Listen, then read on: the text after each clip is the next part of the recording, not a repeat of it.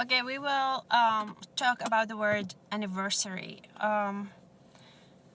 in Arabic. How to say anniversary in Arabic? This month is the anniversary for something major that happened in my life, that changed all my life upside down. So we're gonna learn a couple of words.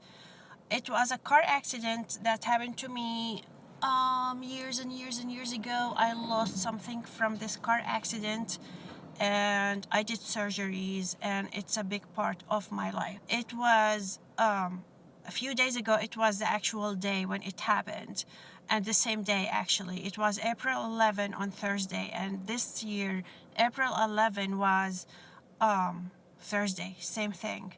And it's been a long, long time.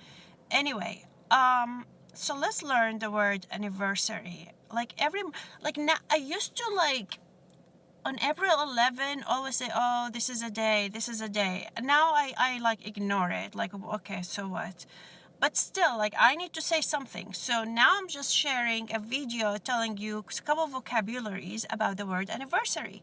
So anniversary is ذكرى سنوية.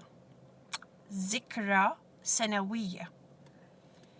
ذكرى is like memory, سنوية is annual. So ذكرى سنوية.